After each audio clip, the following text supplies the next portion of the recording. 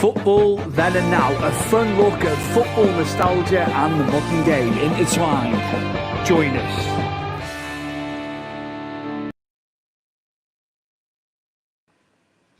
Slightly later than billed. Chris, do you want to explain what's happened? We've had technical difficulties, haven't we? Yeah, my microphone for some reason keeps getting like permission denied in it, and then I swapped over to my iPad, and now it's giving me the audio, but now it's saying my camera on my iPad has been denied permission. Oh, my days. Hey, anyway, I've not done the intro, have I? This is Football Then and Now, episode 42. We're going to do a bit of latest transfer news. We've got some injury news as well pertaining to Mangala for Everton. And we've also got Premier League match predictions. So, yeah, Chris, I'm going to go right into it. It's been very, very current today, of course. It's just been in the news in the last 3 or 4 hours, I would say. Kaoru Mitoma, Al Nassr are trying to buy everybody at the moment, aren't they? It seems £54 million bid for Mitoma. Yeah, right. Obviously, you're the one that told me that, because I was just too busy looking at other things and haven't really looked at the football transfers today. Well, is it Al Nassr's just obviously have a lot of money? I would have thought that Salah would be more on the agenda, considering he hasn't, signed his new contract with Liverpool yet. But I know we'll get into Duran shortly, but this is another young player that doesn't need to go there and is flourishing still at Brighton and in the Premier League. I think that they've done the right thing, but with El Nassr, Stuart, they'll come back with something even more crazy, and we know that Brighton will sell, when the money's right, because they'll always have someone else to take the slot one if he was to go, but. Yeah, it's unsettling a lot of teams at this very late stage as well, isn't it? He's 25, probably had his best years like 2 years ago. I'd say he was at his best. Seemed to be coming back into his best until Jake O'Brien had him in his arse pocket last weekend. Our makeshift right back, who then goes into a free, of course, when we switch to the wing backs. But he did seem to me like he was hitting form again. He's starting to hit that form that he was getting known for. I remember a goal in the Cup against Liverpool a couple of years ago, and he played absolutely fantastic. But yeah, that's not going to be enough to prize him away. And like you said, Brighton being Brighton, they will hold out for the most, won't they? The most they possibly can. We know how much they sell players for. They make big profits on their players. So I just don't think it'll happen. But, what sort of bid do you think it would take to prize it? What figure are we looking at, Chris? So this 54? I think, in all fairness, Stu, I think they can go as high as they want, really. Unlimited money with El Nassr, isn't it? You'd think 60 would be the next move. But yeah, I mean, is the window closing on Monday? They've got a game on Saturday. It's very hard to get in someone of Mitoma's sort of style and how good he is on the left wing. In that time, unless, like I say, Brighton always have someone to step in, but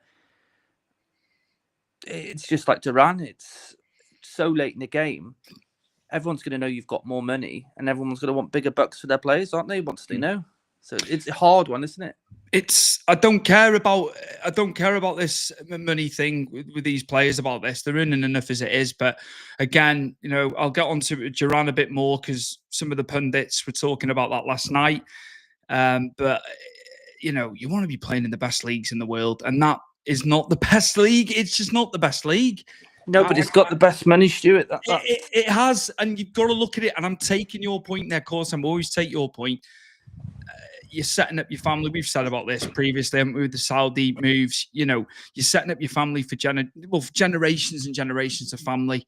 But just ethically, I don't know. It don't sit right with me.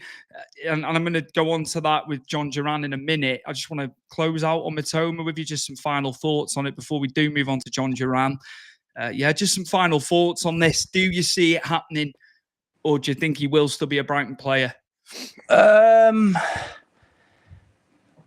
think he'd be a Brighton player. I think if this came in this summer then I think they probably would, because you know what I mean. Everyone has the players they want, to go for in the summer, and obviously they know a replacement for Matoma they could get or possibly get at this late stage. Stuart, you'd be saying no.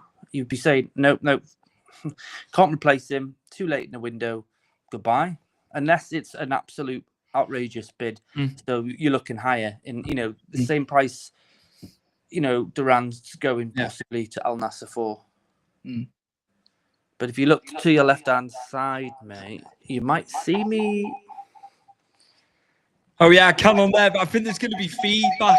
Yes, I'm going to turn this off. And then Yeah, please add me in I've had this before with mine when I've had 2 on.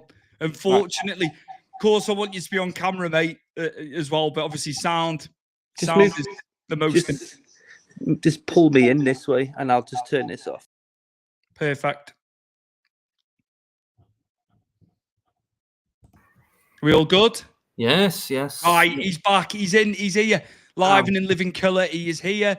I'll just drop this out. I'll bring you back in now. Yeah, we'll get back to what we're talking about. Yeah, technical difficulties, but it will not slow us down as a show. We're not about that. We carry on regardless. And moving on, Chris, as well, obviously, over the last couple of days, last day or two, John Duran. And it's happening. It's happening. I know Brady's been in the comments as well. I know he's been very vocal about this, to us today. Al Nassr, again, it's a king's ransom, it seems, that they're just throwing money at it, left, right, and centre. Confident of a deal with over 64 million for the Aston Villa striker, 21 years old, Chris. There's plenty of time for him to go. He's been playing really well in the Premier League. He's been playing well in the Champions League. It's not as if he's not getting goals and he's going there. Yeah. Do you know what I mean? Then I could kind of understand it. If you played the amount of games he's played and he's not been as prolific as he has when he has played, it just doesn't ring true to me. He's 21. Matoma, you can kind of see it, maybe 25. He's done a little bit. He's a bit older. That's the way I'd look at that. But what do you think with this one? Because I'm going the other way. Forget money, financial gain, more financial gain than he's going to get the Premier League. I don't agree with this one. I'm sure Brady's annoyed about it as well. It's madness because obviously Victor Boniface was originally going to Al Nassr, and I was surprised by that because I highly rate Boniface, and he could easily get into the Premier League most teams as well. He's prolific for Leverkusen. I know he's had a few injuries here and there, but I heard that, and then this came, I think, just before the kickoffs last night for the Champions League, and I just thought, that Villa would have swatted off. Because I'd want to keep Watkins and I'd want to keep Duran. And because I know Arsenal have been sniffing for Watkins, the last couple of days. And I just thought they would have swatted it away. And I still think 64 million, they could probably possibly get more. Saudi have more money. I thought they would have wanted at least 70, 80 million for Duran. Which is still relatively high because he's been scoring. I'm not going to dispute that he has. But yeah, you go for the most, don't you? You do, regardless. If you don't want to settle, then no chance. You'd be like, well, he's the limit. You could go there, we'll sell. I just think 64 for them selling to a Saudi again at this late stage is madness. Unless he's had his head turned. The money obviously is going to be amazing. I just don't know, Stu. I don't know why a 21-year-old with a massive future, and he's shown a lot this season. That some goals that I think Brady will be happily reminded of. Bayern Munich and that one against us when he made it 3-2, and he scored quite a few goals like that. And you can see that he's growing and growing and growing. But what's he going to learn? Yeah, you're playing with Ronaldo, but Ronaldo's past it now. Hence why he's in the Saudi league. You're going there for money, and that to me is like if money is all what you care about as a footballer. I know you got to get paid, and I know all that, but when you're getting stupid, silly amounts of money, and you're putting that ahead of your career and your future, then maybe Villa doing the right thing because they can find someone who wants to play for Villa, and it's not all about money; it's about playing for the football club. Yeah, it's crazy. Just crazy to me. It just doesn't doesn't ring true to me, really. Is about I'm looking at it. You're playing in one of the best leagues in the world, and you've made an impact this season. You really have, because Watkins' form. Just going on to Watkins, he's been in the news as well. Watkins' form dropped for just a little bit. He was out of form. He's found his form again. I must say, Brady can correct me on this. He watches him week in, week out, of course. But yeah, Watkins is back in form. But yeah, Arsenal, that's not going to happen either. Just to talk about that briefly before we go on to Mangala.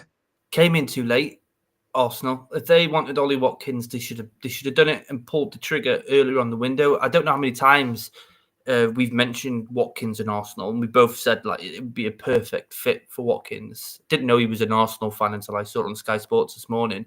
But forget that. He's just a perfect fit for what Arsenal need. But they should have pulled the trigger earlier. Leaving it again this late now with Duran off to Saudi, it was never going to happen. Villa aren't going to leave themselves short with no strikers. You know what I mean? Watkins is 29. Don't forget. Can I just put that one in the mix for a second?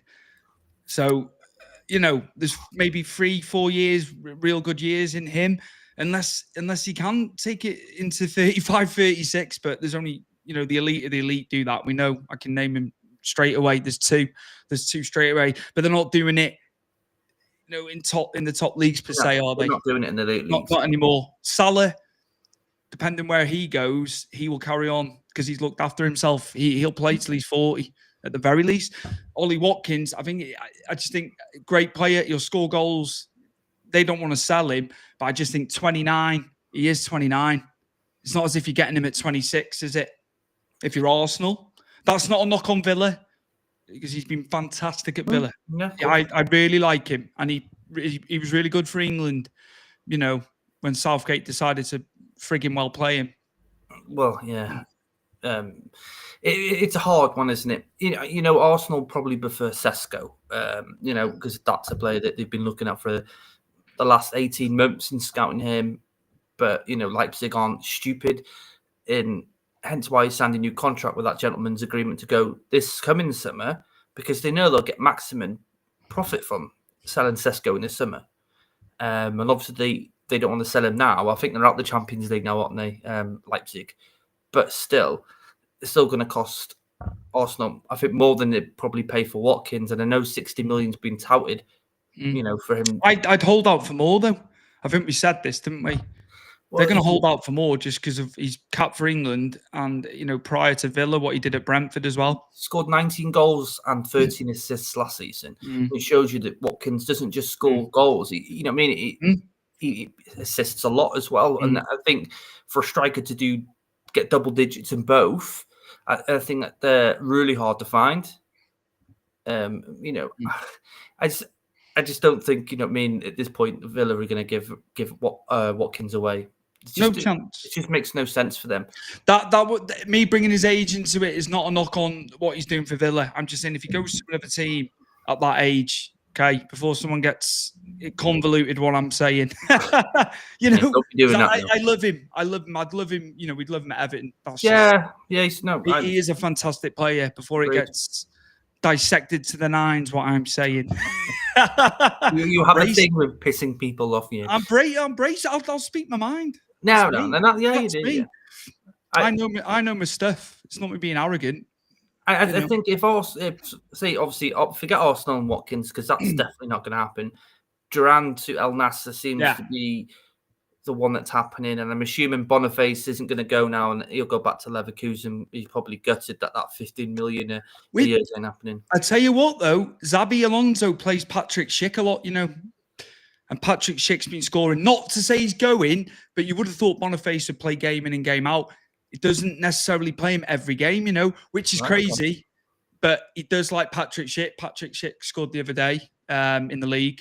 So, sorry, jumped in. No. But then again, you're going to pick a striker who's scoring more, and who you're confident with.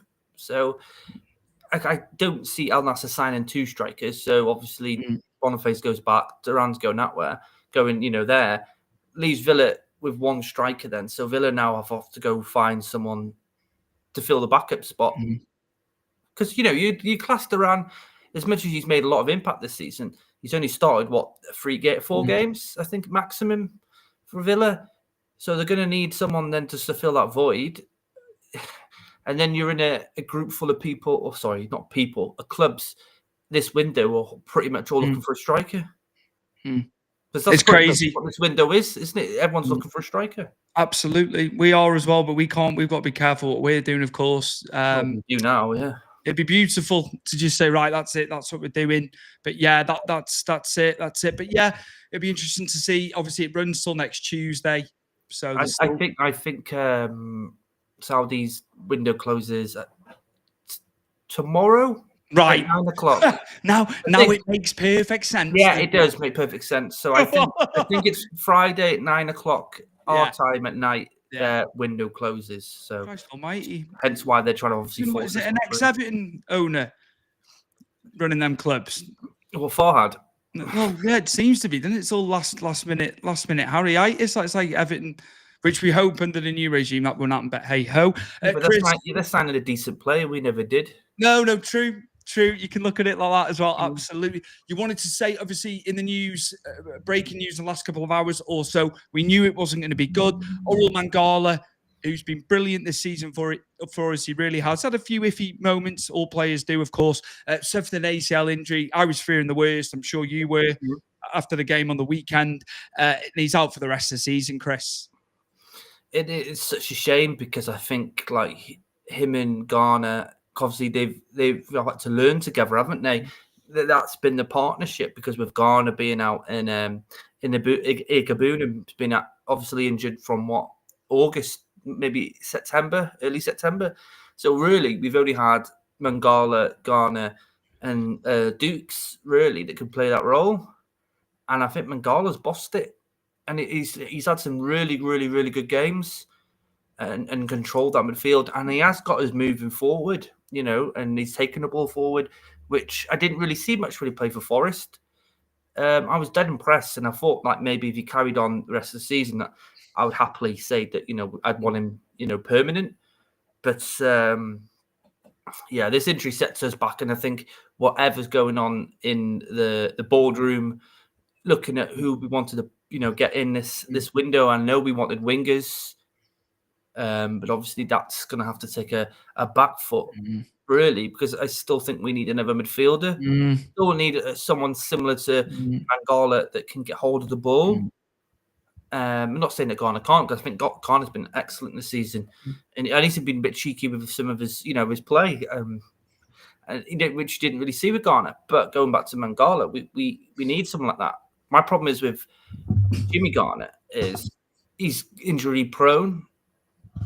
Tim, we haven't seen enough of what's going to be like coming back because he's been out for quite a while, and I don't like Garner and Decore together because it just never works. They don't work well together. You could say Harrison, Harrison Armstrong now, not Jack Harrison, but I think he's a bit too young, and I think he's better more forward than he would be central. So are they going to look now for maybe another defensive midfielder or more of a ball attacker midfielder? It's a difficult one because we need so much going forward, and it's a knock. Obviously, DCL being out for a few, I think they say a few weeks, but let's say 4 to 5 weeks maybe. You mean you can't rely on Beto as much as we love Beto. When God Almighty, that first touch, mate. Yeah, I'm not being horrible. He's 100. He's 110%, Chris. I love his passion, but he's just not Premier League. I'm sorry. No, he's not. He's not. And we were trying with him, like you said. He's had a lot of sub games. He hadn't had the minutes. Give him a go. It's not there. I'm afraid. That's where you're going to be relying on midfield for goals, but we're not getting goals in midfield, are we? That's the problem. Schmitty's injured again. Yeah. Obviously, Brozier, I know the news come out yesterday that we're going to keep him, even though he's out for 11 weeks. I don't know whether that's because of Chelsea saying, because they have to agree to send him back. Absolutely. I'm assuming Chelsea have probably told us no, that's not our problem. Hence why, obviously, now we're lumbered with Brozier for 11 weeks. Is he going to come back, and is he going to be a point where he's going to be good enough to play? Because he's had a terrible injury with his knee. So it's all very difficult because we do need another striker now. We do need someone that can score goals. Could we not try Njai? I'm just trying to think of a different way. And Moyes being Moyes, I think he'd be bold enough to do something like that. Because look what he's done with Jake O'Brien. I know we've changed from a 4 to a 5 in games. But Jake O'Brien's playing right back when he's a centre back essentially. I think it would never have happened under Dyche. He wouldn't have been bold enough, would he? No. Moisey, I think. Just with the players coming back in midfield, going back to them as well. I think Timmer booming because he looked really good. Yeah, he did. He did. So he could be even better under Moyes, couldn't he? I think Moyes gets people a bit better, the psychology. He does, but when you going back to O'Brien, what he's saying out, he's putting him at right back. Do you remember what he did with Lescott? Because when Lescott came to us, he was playing at left back over Leighton Baines. And then he slowly moved him into the centre. And then it was Jackson. Yeah. Lescott in the middle. So I'm assuming that's obviously his plan is get O'Brien under, play more games to understand. And then you switch, don't you? Gives you food for thought, what he's going to do. If they can't get somebody in, it'll be very, very interesting. But our fans need to calm down as well. Why? It's as if are you winding them up again? No. I'm all about the optimism. They're doing great. Let's go game by game here. Of course. We're still in a dogfight. And it's the same ones that were slagging Moyes off, saying they didn't want him as well. Everyone's everyone's got their own. It's a difficult one because I'm not knocking him. I'm not knocking him, but there's a long way to go yet. We've got to get to the points total that we're safe. It's I love the optimism. He's brought a good feel back. He really has. I hate to. Yeah, but that's what you needed, and I think a lot of players needed a bit of an arm over the shoulder. I think Dyche is one of those tough love kind of guys, isn't he? And credit to him what he did for us. But I think Moyes is a bit more of a father figure where he will put an arm over them and explain what he wants from them. But you can see they're more happier of what's going on in the training ground than they did with Dyche. Stoney, wasn't it? And Wone, and 3 of them. Where you're seeing now that we got Alan Irvine, McKinley, Charlie Adams, still a bit decisive for me, but we'll see. He was very good with set pieces back in the day, Charlie Adams. So possibly see how that goes. And he wants more in. So I just think it's what Bainesy's done because he's coached the team. It would have probably been Bainesy as a set piece coach, but he obviously, because what he's done at lower level, academy level with you want to keep him on the. I think that's why he's done that. I think it's like he needs him for that. His role's different, isn't it? I would have loved it, but it's all the time that though, isn't it? It's encouraging. It's encouraging, but some fans are getting a bit ahead of themselves because we've got to get safe first. Yeah. But I think it's optimistic, isn't it? Because when's the last time we won 2 games back to back? Absolutely. So, definitely. Listen, there's more favourable games coming now. We've just gone through a hell of a rut of games that you probably would have expected that we probably have F4 points at this point, considering who we played. And, we've got more than we expected. We've got a nice cushion between us and the relegation zone. Could have arguably got something against Villa as well. Yeah. We could have got a point, maybe officiating again, but everyone's had that. I'm not just saying it's us. Yeah, Villa are very good. Good side. And it's just one of them. But you go and beat Tottenham, who I know they're all out of sorts at the moment. But you've still got to beat them. And a lot higher there still. And then you go to Brighton, who just beat Man United away. And you know what I mean? Obviously, attacking wise, again, it wasn't there, but the defending was absolutely perfect and on point. We've got dodgy Telegram links in the chat. Oh, that's lovely. Illegal streaming, I think this is. But yeah. Oh, great. Fantastic. Yeah. Carry on. Sorry. No, I just think there's points to be optimistic, just because obviously the 7 points, or that we've got the space of. It's still because, we've still got a fair few months to go. I still think we need something in this window that's going to just give us a boost. injuries obviously now probably will have affected, getting a winger, or maybe unless we can get, a player that can do what our lovely friend George said on TikTok, Cunha. Not saying get him, but the style of play. Now you're starting on people. I know, I'm only joking. You're doing what I do. I'm only joking. No, but a player that can do, centre forward as well as wing play. Maybe that would be the route we go for. It's very difficult, isn't it? We've got till Monday. It's Friday tomorrow. We've got a game on Saturday. Literally, I think it's going to be whatever comes up that's good enough for us, to come to Everton for. Because obviously we're not going to sign any silly old player. They can't. It's just very, very limited. It'll be better. It'd be better for in the summer. Definitely, you'll have a little. Don't forget, a lot of players out the window, out the door. So it's always an iffy window. We've said this the last couple of weeks. It's always iffy. Look, even the top sides are trying to do things. It doesn't necessarily. It's just the wrong time. Depending where you're on the table as well. I can still see Calvert-Lewin going in this window. Yeah, don't doubt it. Do not doubt it. Just going to pick a couple of fixtures. I'll do the game of the weekend first, though, because obviously Arsenal City 4:30 on Sunday. Chris, they've even got the odds on the side here. Arsenal 11-10, Man City 12-5. That would have been a lot different had they not have had that 12-game winless run. But that is big. It's huge. Liverpool just keep ticking along, don't they? Arsenal have slipped up in games. Still a lot of football to play. City would probably have to win how many of the next? Everything, every game now. Yeah, it's gone. And I'm sorry, and I'm sure they know that. Prediction for that one? Arsenal and City.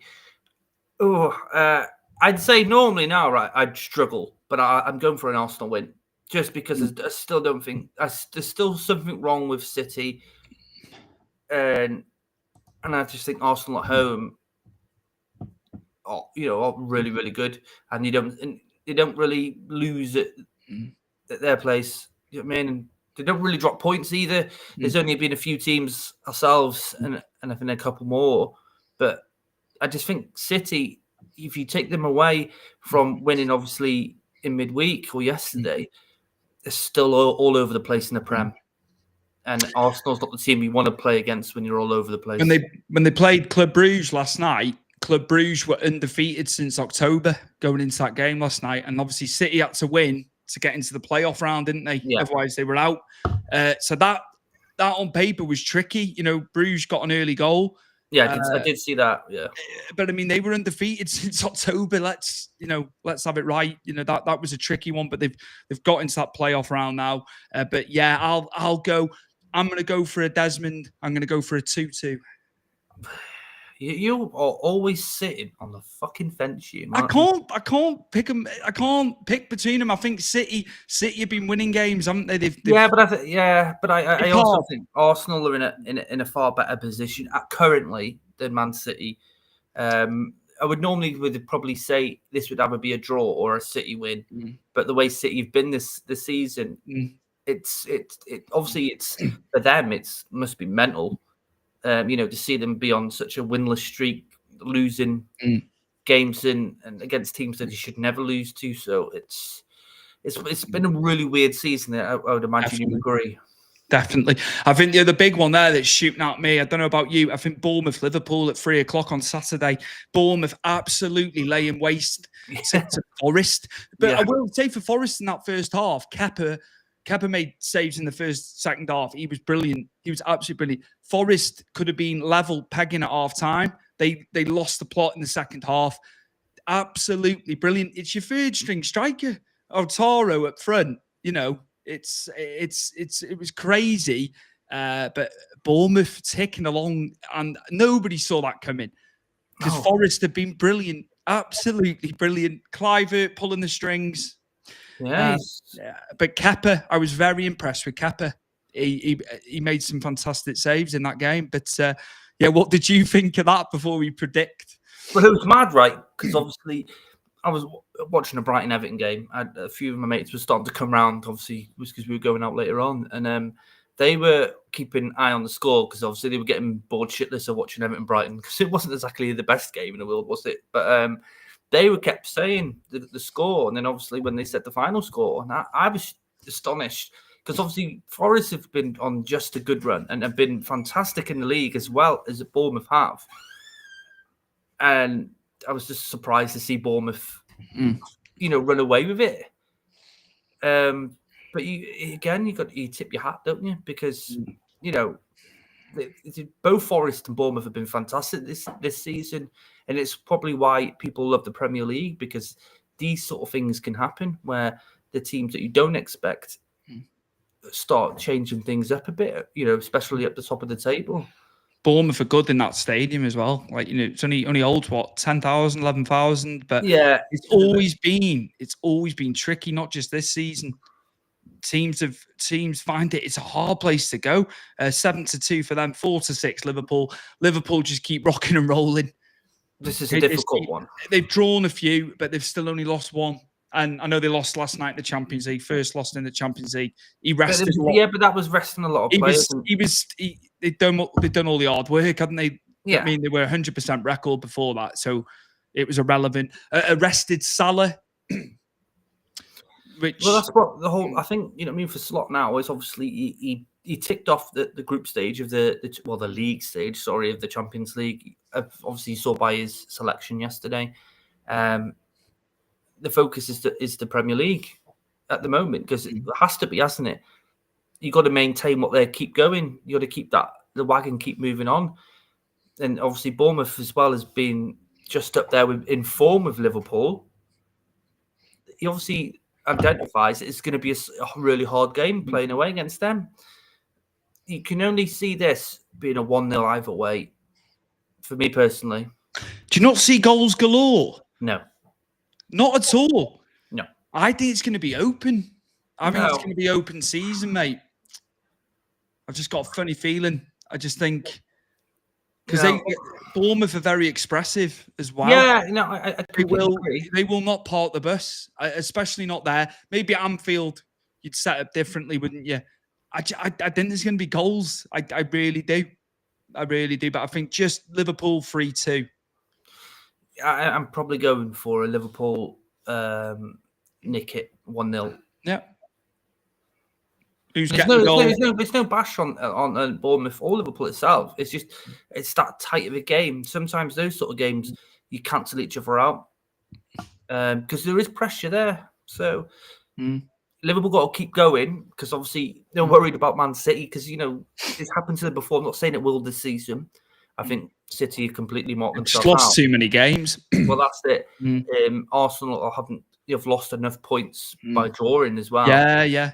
So I think, I think that this is Liverpool's to lose, but at the same time, they have been like this, and then City all of a sudden roared past them. So I think the focus would be Premier League, and that'd be a great first season for Slot. But I just think this game is going to be really, really tough for both sides. Form as well, because they're both winning loads. I just think it's going to be a really tight, and I'll obviously go with that 1-0. Yeah, perfect. I would have done more, obviously, just looking at time and stuff. We'll just wrap up, Chris. All the social medias, please, mate. Yeah. I'm going to go with TikTok first, Stu, because I always forget TikTok. And obviously mentioning George, our good friend there, who commented on Mercedes Cunha last week. So yeah, we're on TikTok, Football Then and Now, X, Facebook, Instagram, all your Apple podcasts, your Spotify podcasts. We're on Good Pods. Currently, from looking yesterday, we were second in their sports section. So if you go in there on the charts, as long as we haven't gone down, we're second. I forgot to tell you that. Sorry. The good news just keeps on coming with these charts, mate. Across everything. We're doing well.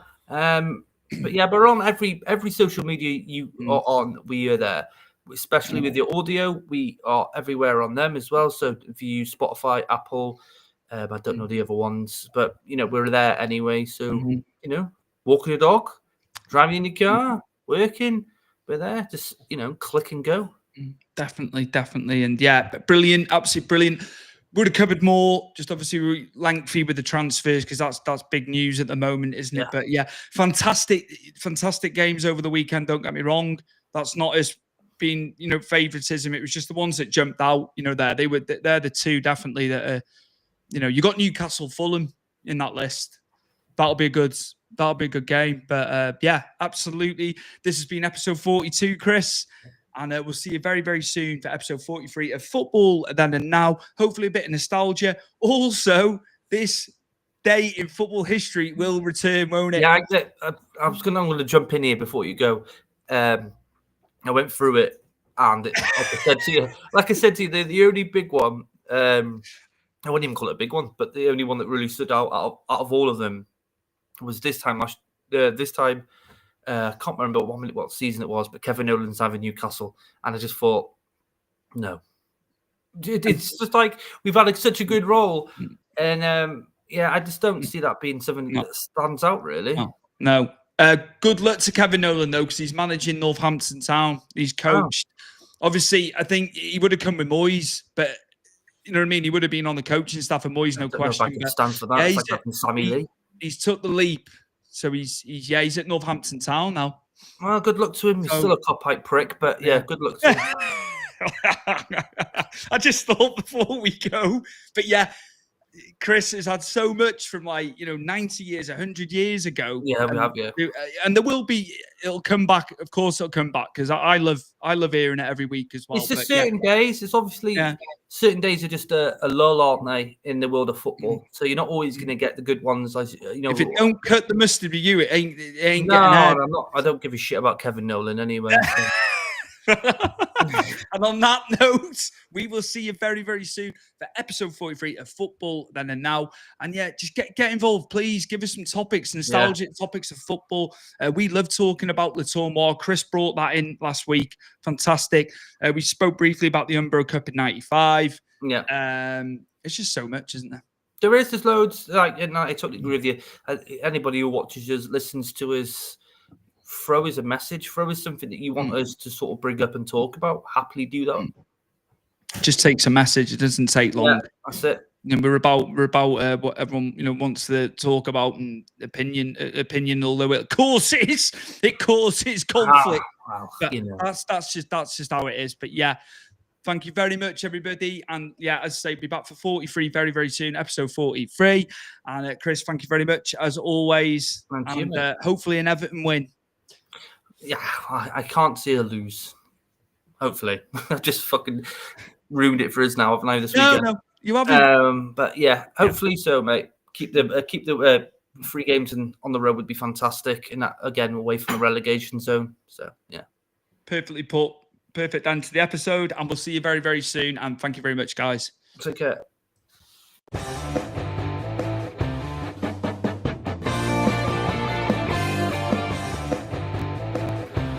Football Then and Now, a fun look at football nostalgia and the modern game intertwined. Join us.